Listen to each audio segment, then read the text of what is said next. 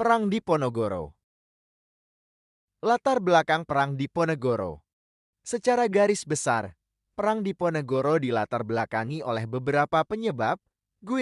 Penyebabnya ini dibagi menjadi sebab umum dan sebab khusus.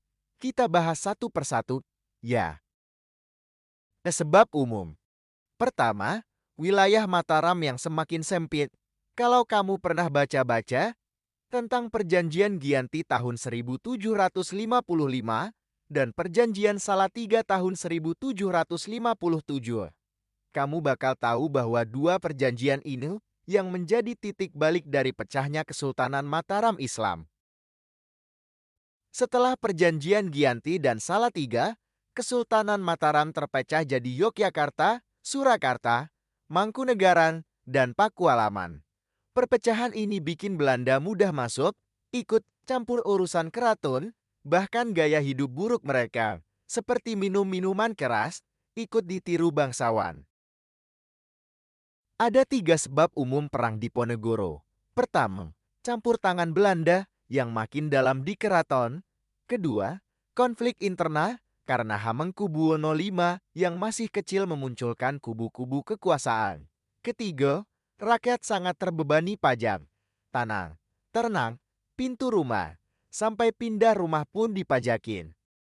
Sebab khusus muncul pada tahun 1825 saat Belanda membangun jalan dan menancapkan patok tepat di makam leluhur Pangeran Diponegoro. Diponegoro murka, patok dicabut dan diganti tombak, tanda dimulainya perang.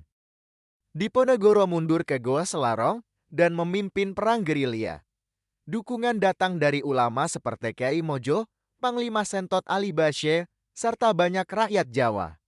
Pasukannya beberapa kali menang besar, merebut Pacitan, Purwodadi, Prambanan, Pleret, hingga Kadiu. Namun Belanda melawan dengan strategi benteng Stelsel, membangun benteng dan jalan untuk mempersempit gerakan pasukan Diponegoro. Akhirnya pada tahun 1830, Belanda mengajak Diponegoro berunding di Magelang, tapi justru menangkapnya. Perang 5 tahun itu menewaskan ratusan ribu orang dan membuat Belanda hampir bangkrut. Untuk menutup kerugian, mereka menerapkan tanam paksa yang makin menyengsarakan rakyat. Perang Diponegoro jadi perang besar terakhir yang dipimpin bangsawan. Walau kalah, semangat perjuangannya nyala terus, jadi inspirasi kaum terpelajar buat melanjutkan perlawanan sampai lahir kesadaran nasional. Jadi dari kisah Pangeran Diponegoro kita belajar kalau perjuangan melawan penjajahan itu taruhannya nyawa. Tugas kita sekarang melanjutkan semangat itu dengan belajar sungguh-sungguh dan menjaga persatuan bangsa.